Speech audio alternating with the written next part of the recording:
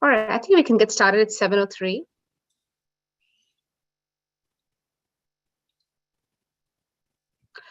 Good evening, everyone, and thank you for joining us tonight. My name is Rovina Nimbalkar, and I'm the Executive Director of NAMI Santa Clara County. Before we start with the presentation, I'm just going to go over some of the NAMI Santa Clara County updates. So our helpline is up and running from 10 a.m. to 6 p.m., Monday through Friday via phone as well as email. And we do have after hours family support, which is available on evenings and weekends. Support groups are all listed on our website, which is www.namisantaclara.org, and they're offered over Zoom. Our educational classes, such as family to family, familiar to familiar, persona persona, peer to peer, provider education, you can contact our helpline number, which is 408-453-0400, and you can select option number 1. And you'll get the details, and then we can put you on the interest list. The NAMI's Basics is on demand, and it's on our website, and you can take it at your own pace. Similarly, the NAMI Homefront as well. The next FaithNet training is going to be on Thursday, June 30th at 11:30 a.m. If you need any more information, you can call our warm line, our helpline. Sorry, we used to call our warm line.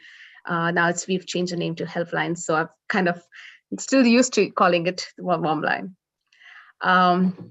The community peer program continues to match via hospitals as well as self-referrals.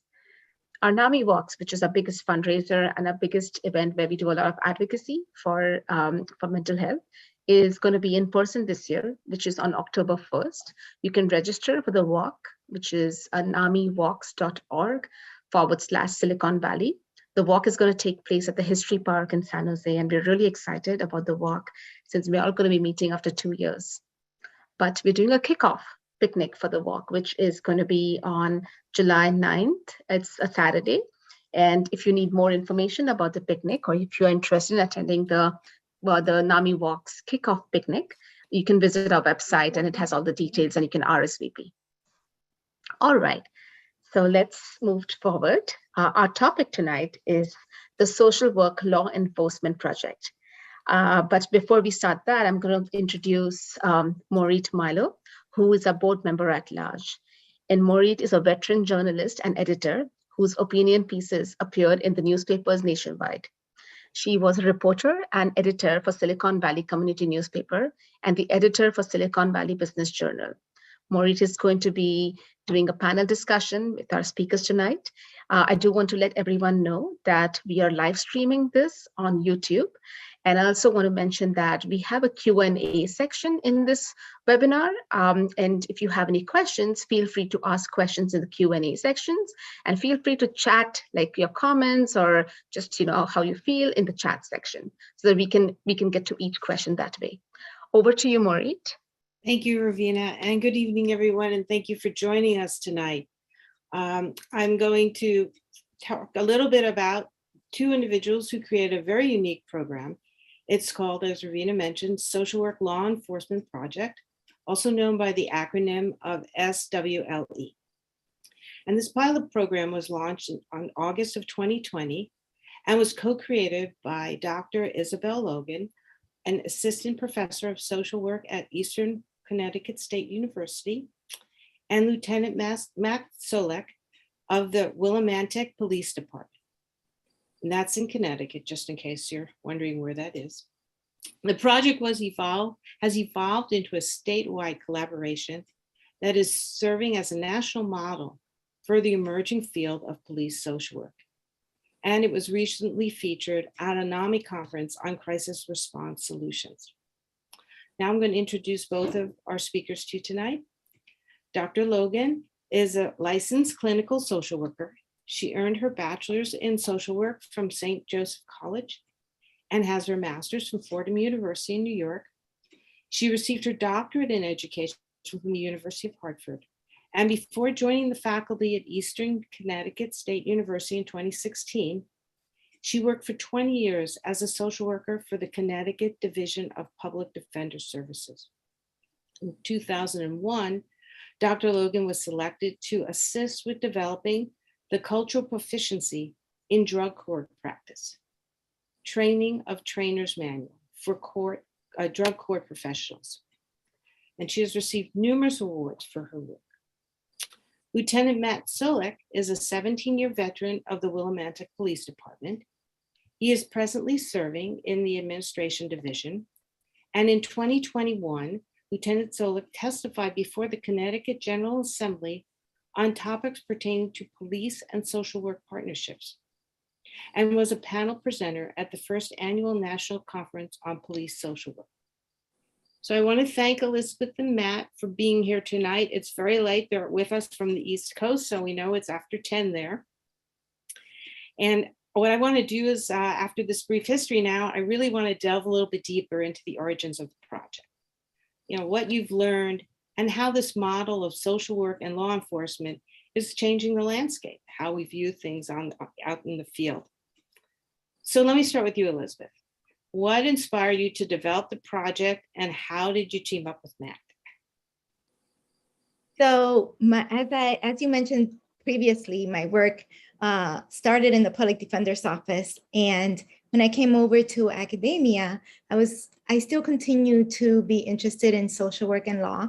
And so my research area focused on microaggressions in the court system. And I was looking to develop something regarding social work and law. However, in 2020, with the incident of the murder of George Floyd, the pandemic, and everything that was happening, our state in Connecticut decided to push forward a bill called the Police Accountability and Transparency Bill, which looked at having police departments really explore and look at ways that social workers could assist them. And so they were required to do a feasibility study. At the same time that was happening, I had reached out to the police department. And of course, the pandemic also changed the landscape for many of social work students who were sort of caught with no placement. And so I reached out to the police department in a panic saying, okay, can we partner up? I have students, 2 particular students that I wanted to place in the police department who need placements. And I believe we can work together and also figure out the feasibility study. And so I'll hand it over to Lieutenant Solik, who can give his point of view, his lens on how that began, what that looked like on his side. Okay, Matt, ball's in your court. Great, thank you. Good evening, everyone. And I'm so happy to be on the call with all of you tonight. And thank you for your interest in this project. As Isabel just mentioned, this partnership was really crystallized by Public Act in Connecticut 20-1, which is an act concerning police accountability, which is a really lengthy, public act that was passed by Connecticut General Assembly. But one of the sections in it stipulates that police departments in Connecticut shall look at ways to partner with social workers, social work agencies, and universities to really bridge some of these gaps with responding to mental health, substance use calls, homelessness, really a wide mosaic of social service issues. And so this really came at the right time for us as law enforcement, because we had an emergent partner with our local state university. Eastern Connecticut State is right in the city of Willimantic, which is in the northeastern corner of Connecticut, like right up in the Massachusetts, Rhode Island border area.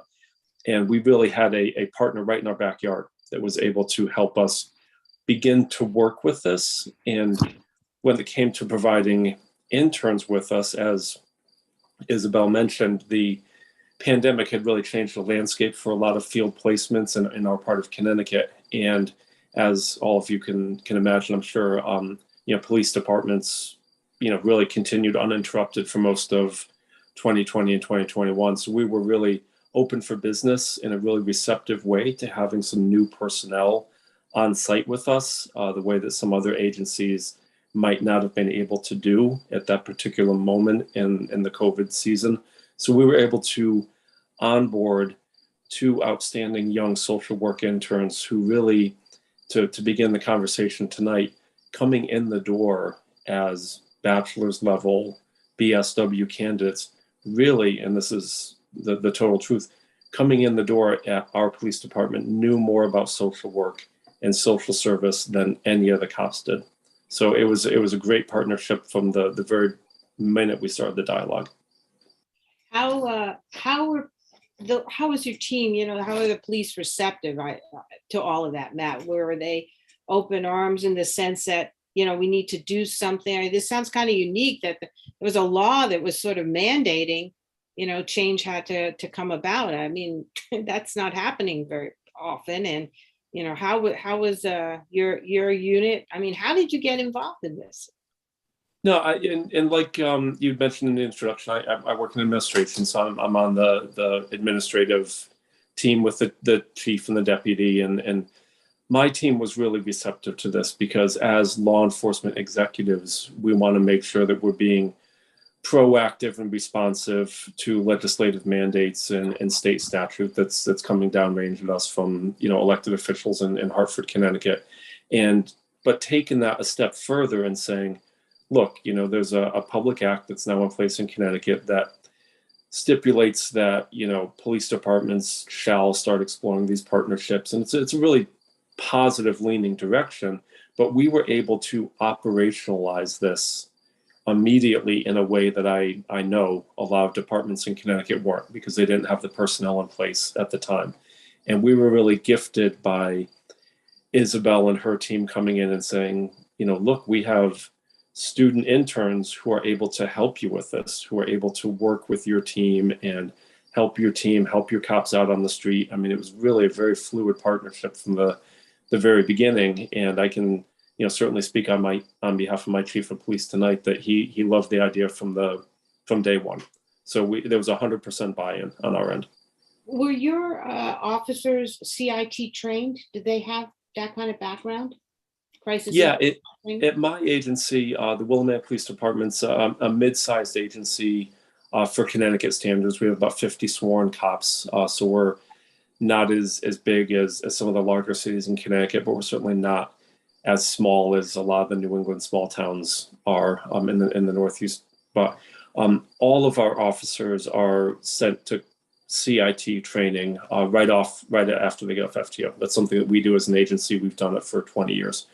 And this was really something that, taking the existing CIT and mental health training our officers received, and now, like I said, we're able to add an additional component on top of it by having social work professionals, because that's really what I started to view these student interns as, working with our officers out in the field. And it was a fantastic partnership. And Isabel, how did you pick those particular interns? So one particular intern actually was someone that I knew from freshman year. She was in one of my history of social work classes. And at the time, I developed a newsletter, and it was the first time that we were going to have students do a newsletter for our department. And she happened to be one of the people that helped develop the newsletter. So when her placement actually fell through about two times prior to being placed at the Willimantic Police Department. So the second time her placement fell through, I knew right away that she was like the perfect fit. I knew she was creative. I knew that she was responsible, non-judgmental. I knew that she was sharp. And I knew that with some guidance, she would be the excellent candidate to begin something like this in the police department. And so I had no question that she would be the one to pilot it. And it was quite interesting. She had no family members or anyone that was in law enforcement, but she was open-minded, non-judgmental, and ready to start. And in the beginning, maybe a little hesitant, like, wait, can I do this? And what I saw in her was absolutely amazing. So I knew that she could do it. And I think when I introduced her to the police department, I think they could see it too.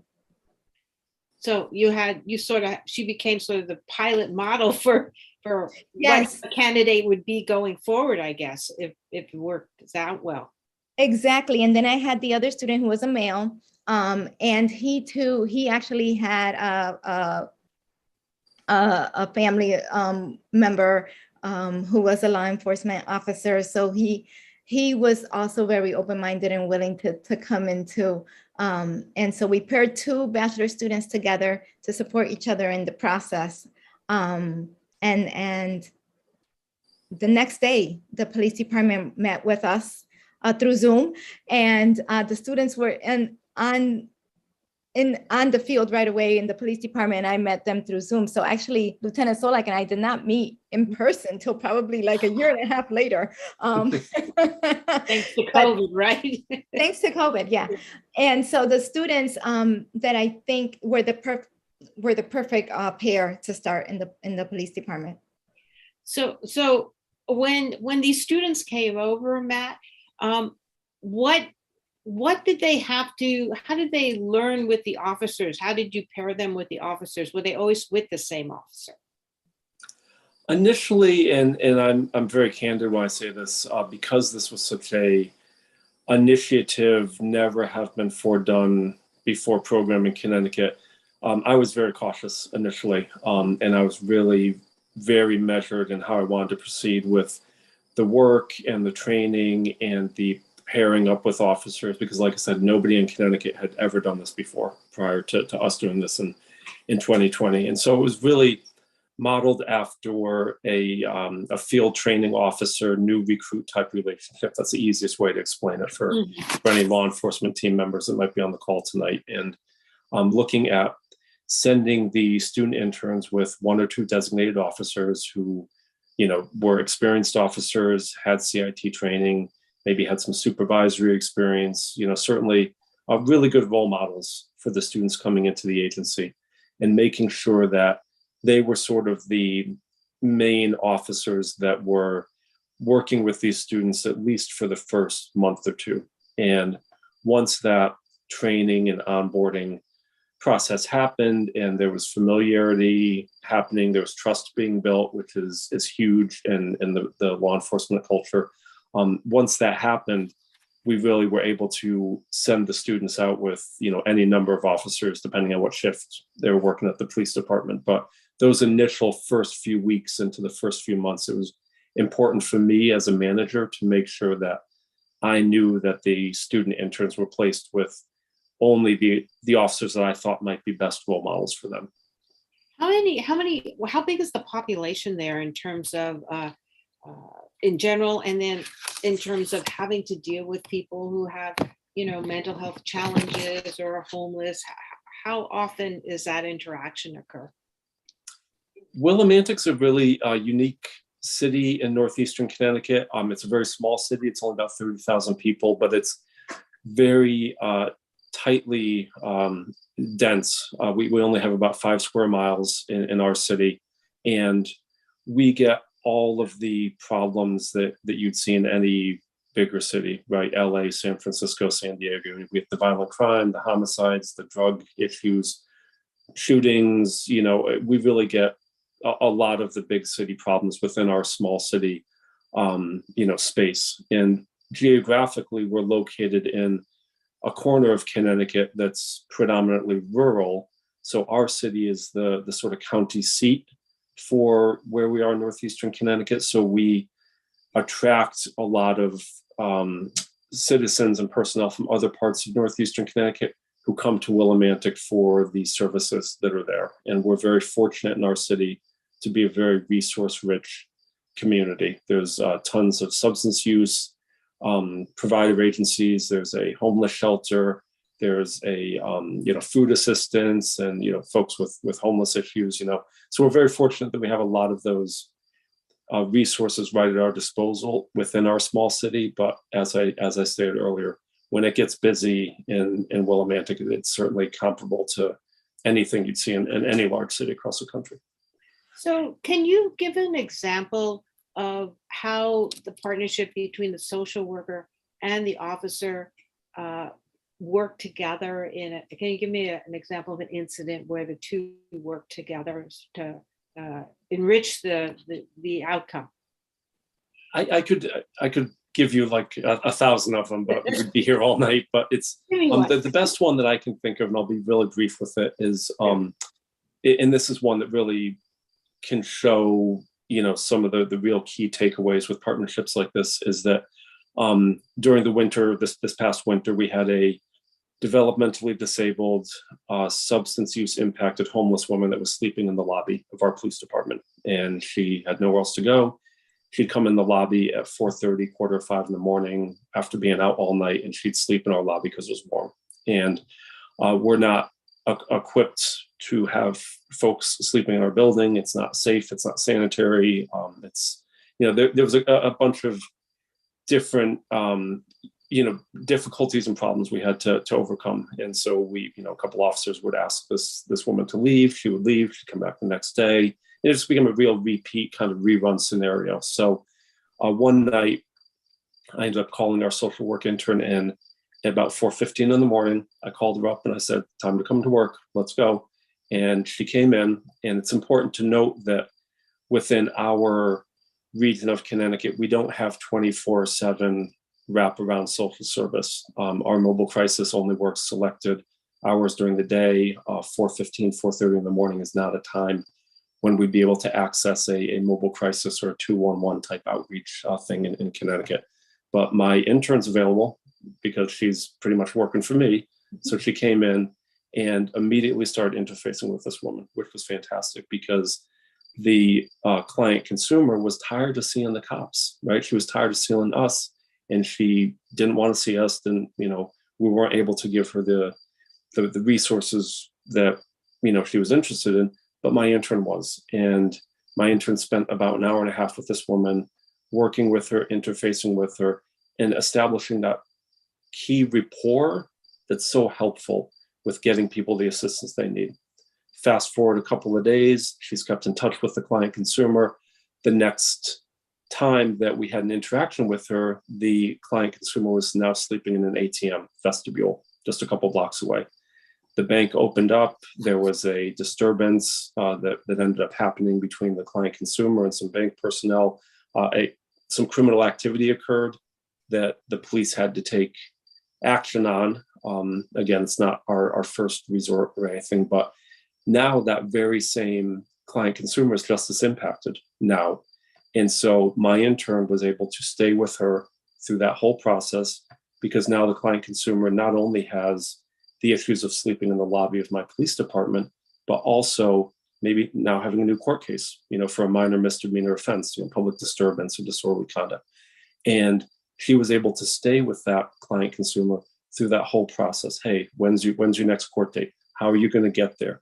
Can I give you some resources to make sure that you get to court and you can advocate for yourself? This is all stuff that can be done that, that I would love to do as a cop, but I don't have the time for it. It's not really in my wheelhouse, but this is all stuff that our social work interns, our social work professionals are able to do. And they do the complete follow through with incident. And again, that's only one small incident. I could give you 1,000 cases just like this. We'd be here all night talking about it. But that's one of the biggest takeaways is the continuity of care, the warm handoff, the constant communication with folks, and just checking in with them in a really responsive way. Yeah, and now the trick is to scale, right? To scale something like that across the nation. So how, Isabel, do you have the program, you have the students now that have gone through, it sounds like at least one class, and it's only just a handful usually each time? So the first year it was 2 students. The second year we had 7. And so I would say I also wanted to add part of the initial onboarding.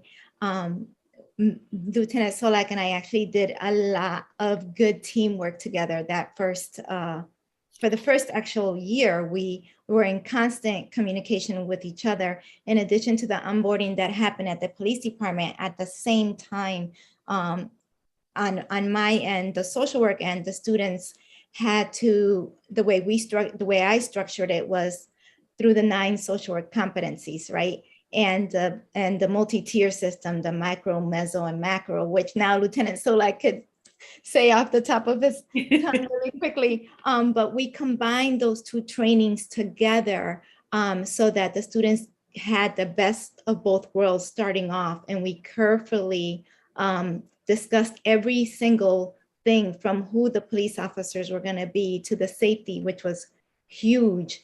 And so we used that initial training between both the social work and the law enforcement combined together to really then develop for our second class. And so I just wanted to make sure that I added that to it, because absolutely, yeah, I think it's important to recognize that we have always initially just always worked together in a way that I would say I'm very lucky and blessed to have that kind of partnership where we initially really respected each other's roles. Like, he taught me things that I didn't know in law enforcement, and I taught him things that he didn't know in social work. And so it was nice. I mean, despite me coming from the public defender's office and working in drug courts and working with a assigned officer in drug court that did community policing, that still didn't mean that I knew everything that there was to know about law enforcement. And so the partnership that we developed also sort of spilled into the field, because the students saw us working together, and the police officers also saw how the lieutenant and I were working together, I believe. And so really that partnership started there, and it sort of trickled down to the students, to the police department, and all the way through. And so you had 7 students the second year. Were they all with the Willimantic Police Department? No. No, the second year, we were gonna have 2 in the police department, but then we ended up with 8 students actually, and one that sort of started was going to start in the summer, but then ended up starting in January, and 4 police departments. Different police departments in the state of Connecticut? In the state of Connecticut.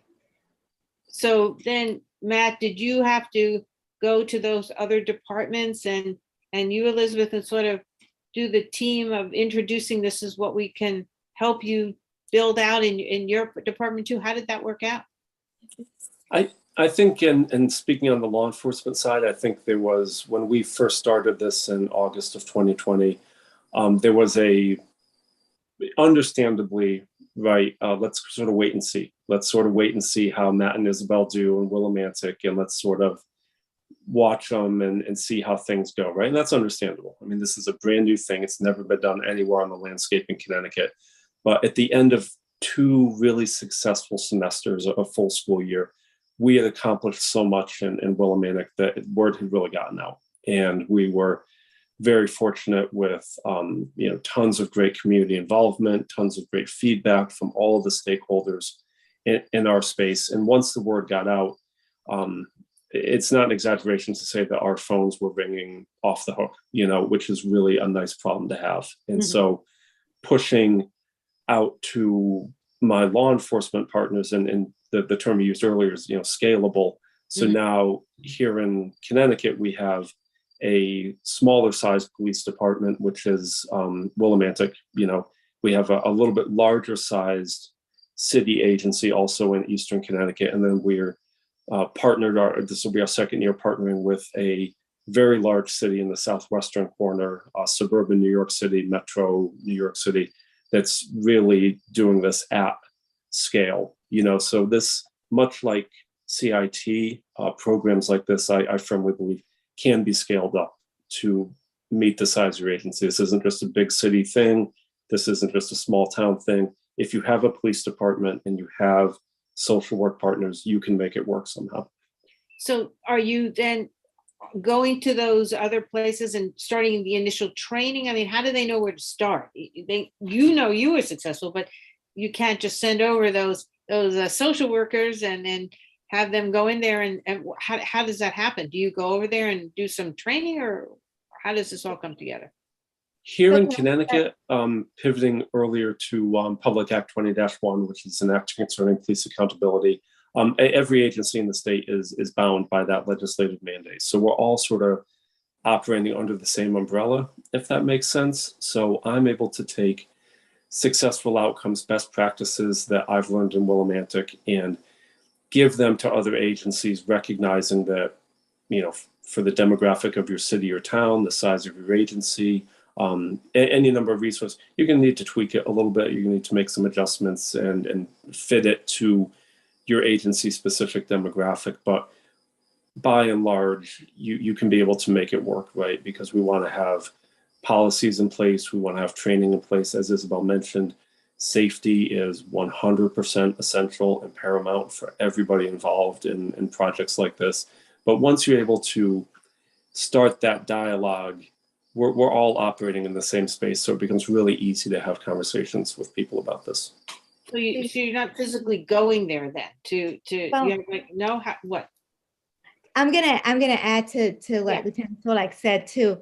When we got the police departments, we also had schools of social work reaching out to me. And so what we did was Lieutenant Solak said, well, why don't we do the same thing we did for the students? Because initially, yes, I was like Lieutenant Solak and I went to like Norwich and we sat there and we spoke about what we did. And when we presented to the police accountability task force in April of 2021, the chief of police was on the in Milford was on the police accountability task force, and so he was interested in the model that we had also developed in Willimantic. And so Lieutenant Solak said, well, why don't we have like a police social work academy? And I was like, yeah, that's a great idea. And we decided to get everyone together and teach them what we learned and how we onboarded the students. And so, I mean, we were blessed with students that came from St. Joseph's, Sacred Heart University, Fordham University, Southern. I mean, so initially we had students from these other schools between masters, and this year we got masters and one bachelor level student. And so we sort of said, you know, we developed the model in the larger scale, and we sort of we had support from different agencies. We were really lucky to have an administrative assistant, executive administrative assistant, Bonnie, who sort of started coordinating because we were getting so many phone calls that it was becoming a little difficult for us to sort of, okay, call this person, call that person, with our own full-time jobs, right? And so, Lieutenant Solak, do you want to add to that? I feel like I.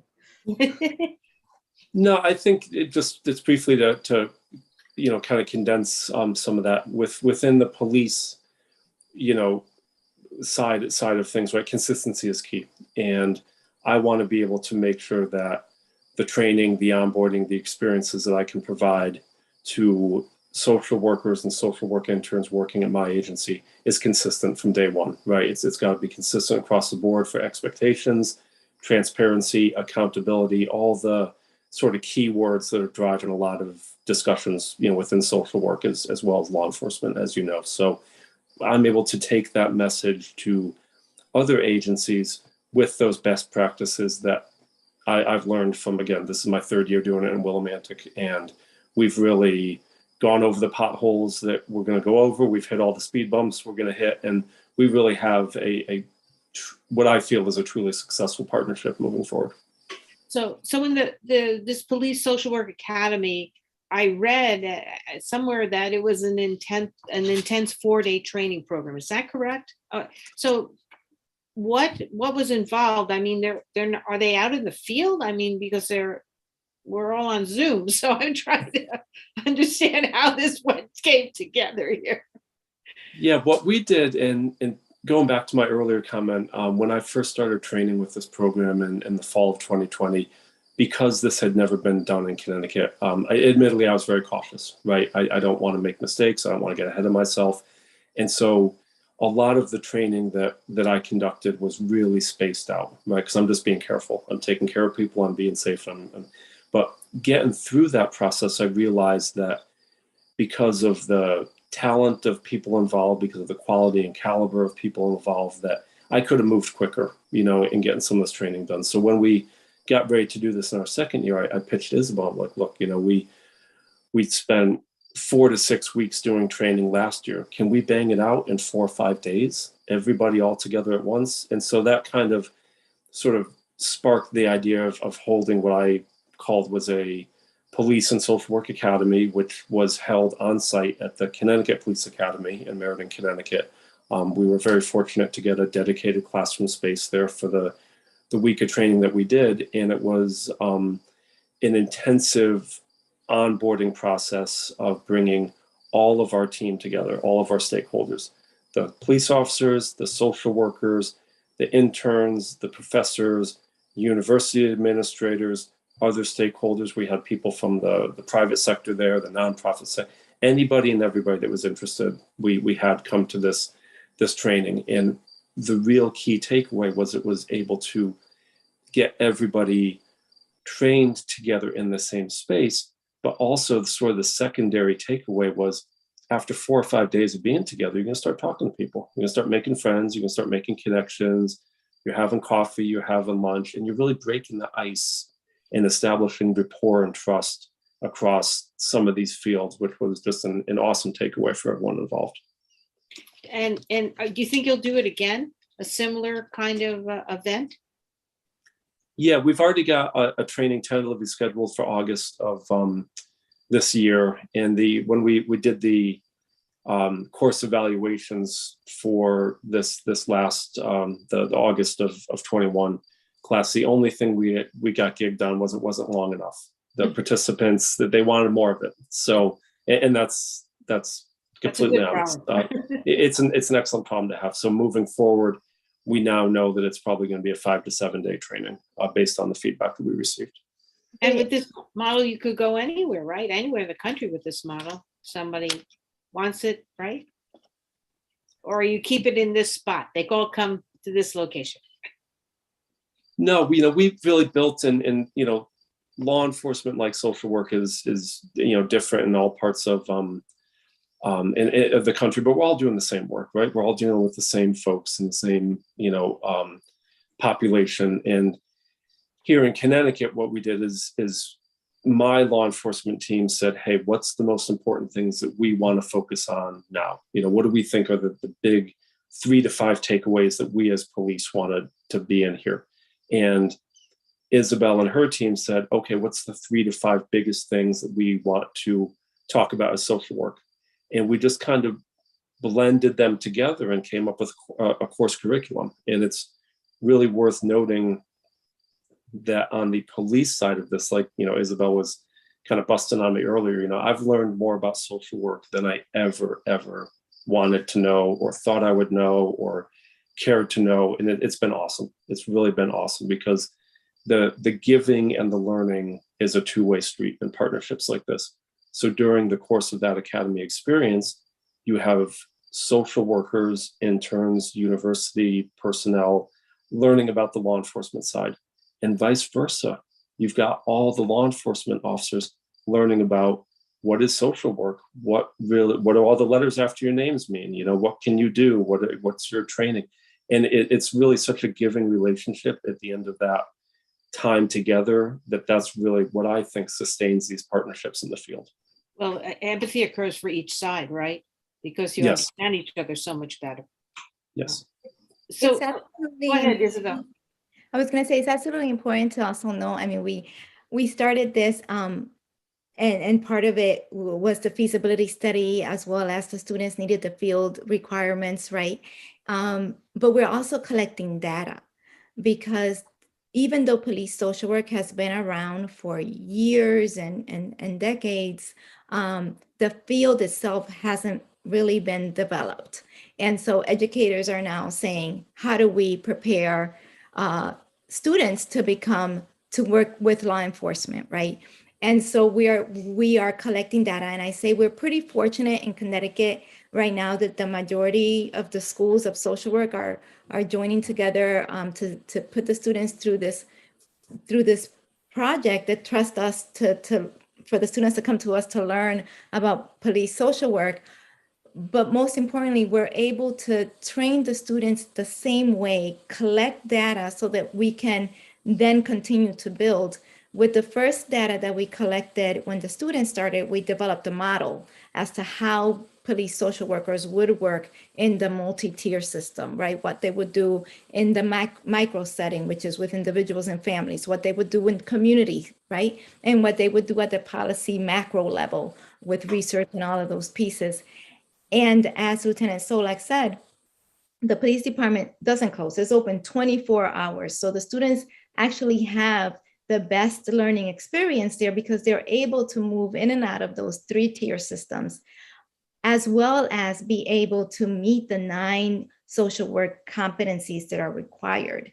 And so the Police Social Work Academy was really helped not only set the tone for that, but also made students and police officers know the importance of the work that they were doing together and understanding that, okay, we're doing this work, but there's more to it. There's a lot about working together. There's a lot about collecting data. There's a lot about how the students will learn and how the police departments are going to learn together and how they're going to work together. So it's true partnership, really building together what this field is going to look like while they're training together. And as the word gets out, Isabel, are students coming into the social work field, are they interested? Are they curious? Are they approaching you? Or are you still out there saying, hey, do you want to try this? I think it's a little bit of both. We have students that are coming up to me, calling the project, or I think Lieutenant Solak may have even received 1 or 2 phone calls from students that were interested. And then we also have students that are sort of like, I don't know if I want to do that. What exactly is it, right? But for the most part, people students are excited. They want to know what it is. What is it that they will be doing? Yeah. And so through the academy, through the schools, through word of mouth, this is sort of how you're building out the network then to then bring forward more, kind of embrace as many schools or, melding the 2 sectors of industry together, I guess. So the network is, okay. The network is something that we started in 2020 informally.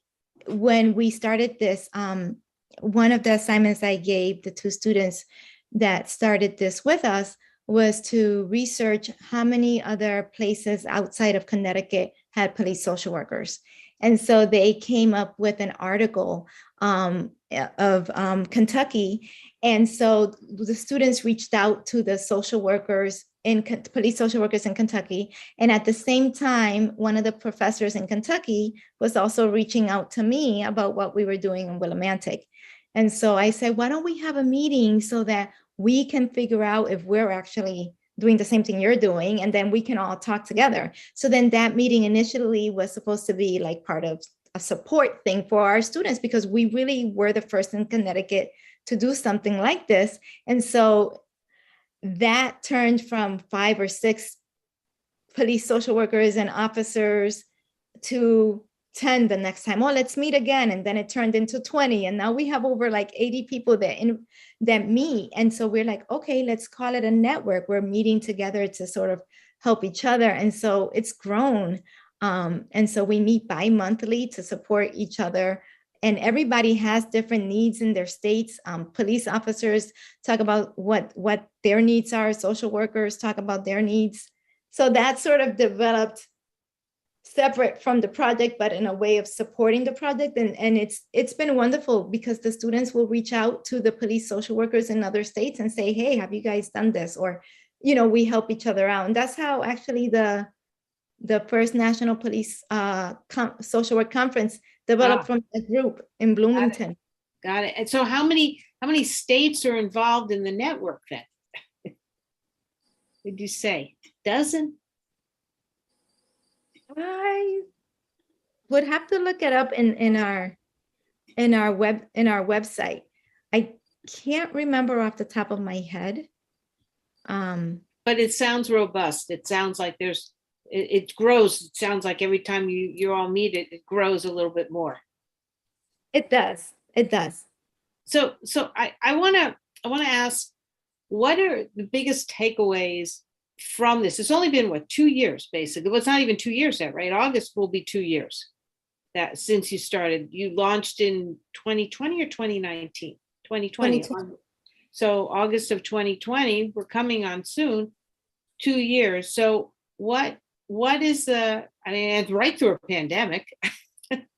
So tell me, what surprises, what did you not anticipate, Isabel, from this? I did not anticipate talking to individuals in California about what we're doing in Connecticut. And I think, so it's 2 years and we're going on our third academic year, actually. Mhm. And so I didn't anticipate having a network of support throughout the US of people getting together.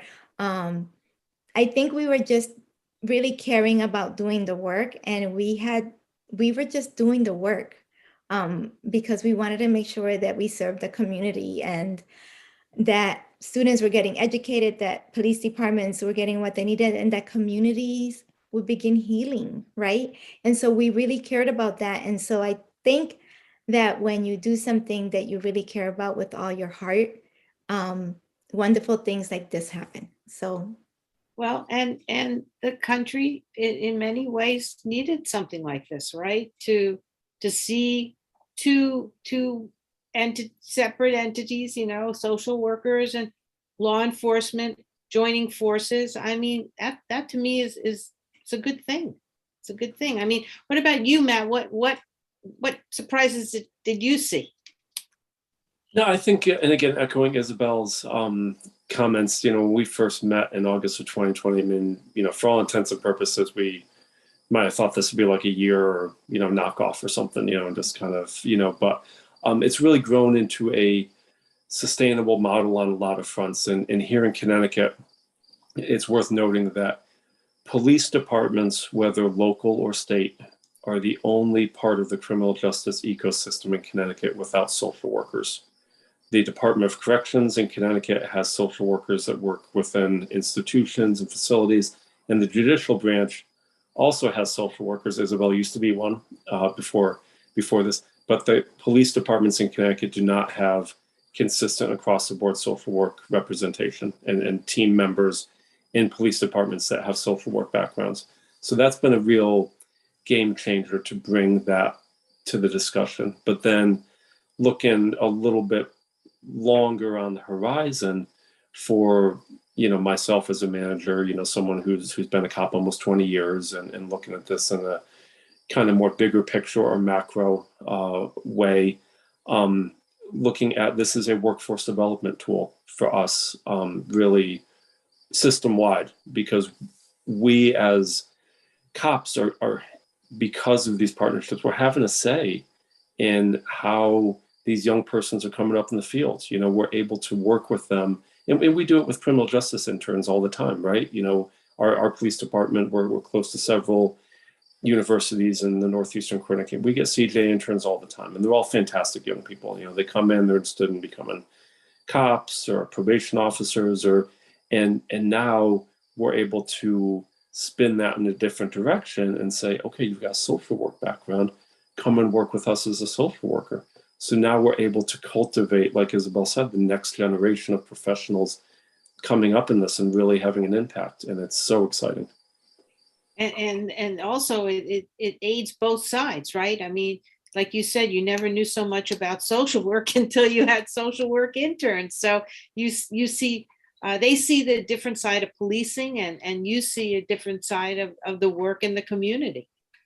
Yeah, and it's really that it's a true win-win for everybody. And looking at, you know, especially speaking discipline-wide and system-wide, we all know the dangers of staying in your silo, you know, of staying in your ballpark, because that's where you operate, it's where you're comfortable, and really looking at a lot of the conversations now about law enforcement, about social work happening across the nation.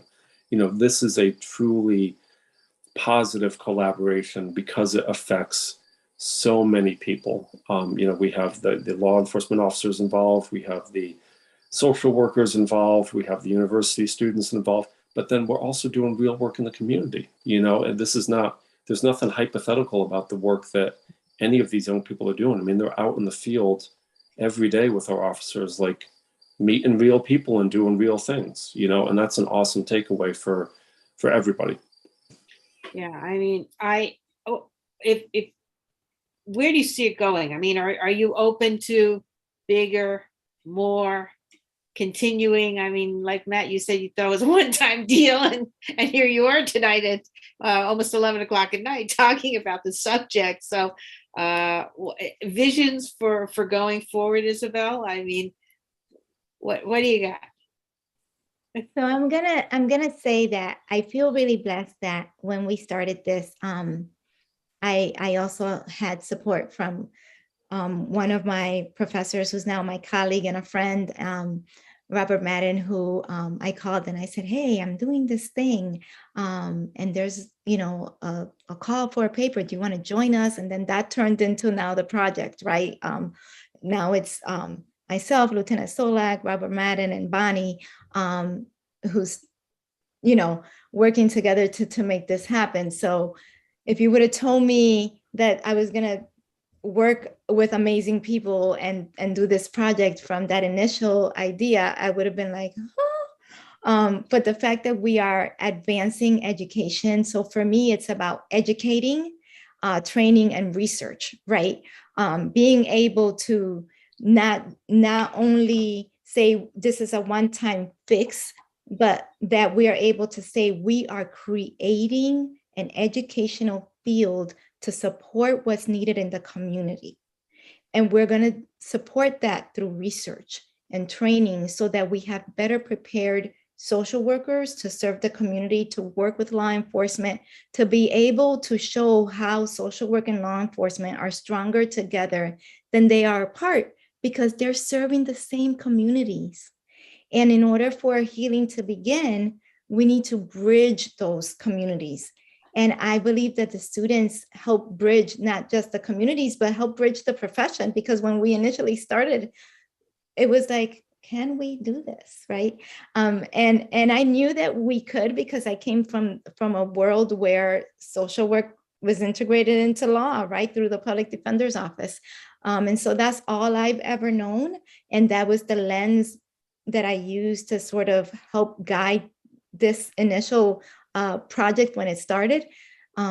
So I foresee us developing education-wise to build stronger students to be able to work with law enforcement, whether in agencies, whether in police departments, whether as mobile crisis workers, whatever they choose to do, but the experience that they're getting in police departments with the combined training of social work and law together is one that is priceless.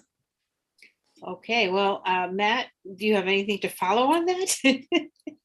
Yeah, I can say, and again, from the law enforcement side, you know, I can't speak on behalf of, you know, cops nationwide or, you know, anybody outside of my, you know, working space. But, you know, I interact with a lot of, in Connecticut's a small state, right? You know, it's pretty, you know, easy to get to know people in Connecticut. But when I talk to other cops about this, it's always the same reaction. It's curiosity at first and then buy-in second, you know, and like I said, it's not an exaggeration to say that I get cold calls from, I mean, literally like all over the country sometimes of people that just find out about this online and are interested in this. And I think, and here's where I'll get up and maybe say something a little bit larger scale.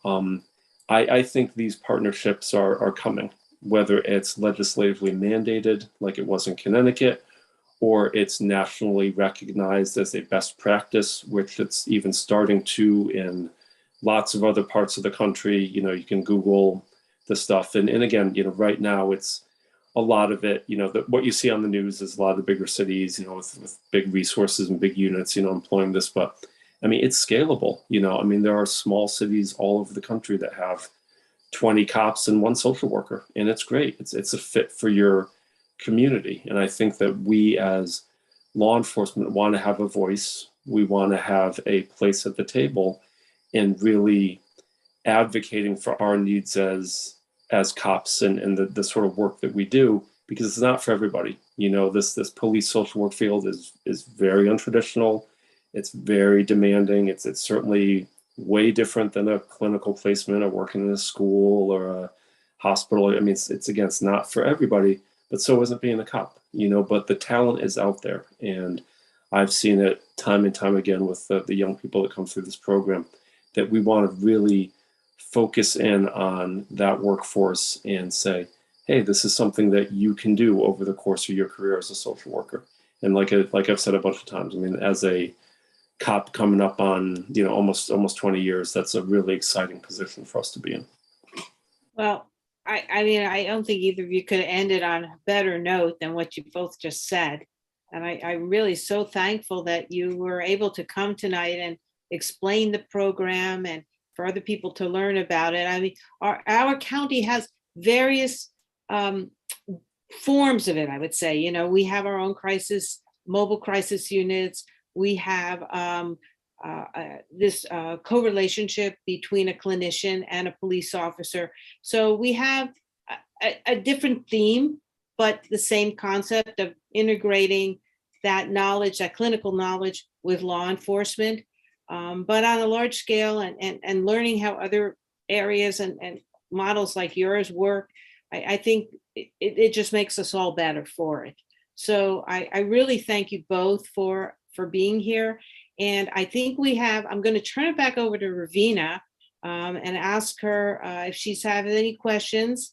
And again, thank you for being with us so late this evening. It was really, really informative information. So Ravina, back to you. Thanks, Maureen. So I don't see any questions here. Let me check the Q&A. I think, yeah, I see one here from Harold Brown.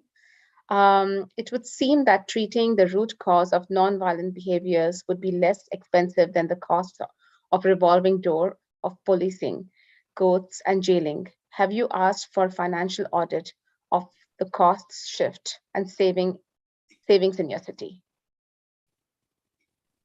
So what are they asking exactly? I wasn't know if that was so clear, Ravina. Okay, I'm going to read it again, okay? Okay. It would seem that treating the root cause of nonviolent behaviors would be less expensive than the cost of revolving door of policing, courts, and jailing. Have you asked for a financial audit of the cost shift and savings in your city? That's a good question. I can take point on that without having any, you know, data right in front of me. I'm obviously not in my office right now, but I can say that policing is a really data-driven profession, and we do have budgets, we have line items, we have services and funding allocated for a wide variety of resources. And looking at the data that we're starting to collect, again, within our local region of Northeastern Connecticut, we're really looking at it as being a time-saving measure, right? That's the most easy data that we're able to collect within the short amount of time we've been doing this. And looking at a incident where, you know, and again, speaking to some of the sort of socio-economic aspects that seem to be kind of implied in this question, looking at if there is a client consumer that's asking for help for a nonviolent incident, you know, a quality of life thing or a substance use or anything, you know, pick your scenario. If I'm able to deploy a social worker, intern, social work professional, whoever it is, out into that scenario, it's one arrest that's not going to happen because there's no cop there, right? So, you know, and it's one use of force that may never happen because, again, there's not really any use of force in the equation. So it's an immediate win-win for us as law enforcement because we're able to take all of those potential results off the table immediately. So that's an immediate check in the win column for us because we're able to give someone the resources that they need at that moment they're asking for them, again, whether it's 4:30 in the morning or 4:30 in the afternoon, and say, okay, here's someone who knows a little bit more than the police might about getting you help with your circumstance. And that's the biggest actionable. And again, that's measured in real time with time that the officers can be on the road doing stuff that police officers can, you know, and should be doing, and again, not being tasked with responding to something that we might not be the best people to respond to. I hope that answers the question, but I think it, again, kind of gives a pretty good, preliminary example of what we're doing with this. I think there's been a lot of studies out there that show that in the end, if you can help that person find the support they need, whether it's housing, whether it's food, whether it's a need to help with substance use or medication, whatever the case might be, ultimately that's going to be less expensive than the person ending up in jail. And I think that's what the question was about. But I think your own experiences are saying that that's the case. Any other questions, Ravina, or? No, I don't see any other questions here. Okay, well, then I guess you guys can finally say it's a wrap for tonight. But other than that, I guess we're good then, right, Ravina? We are, and thank you so much for presenting tonight. I know it's pretty late out there on the East Coast, so we're really, really thankful to you, and this is great information. So again, it's our honor. Yeah. Thank you. Have a good night, both of you. Thank you, everyone, for coming Thank you again very tonight. much. Take good care. Good night. Bye-bye. Thank you. Bye. Yeah, thank you for the opportunity. We appreciate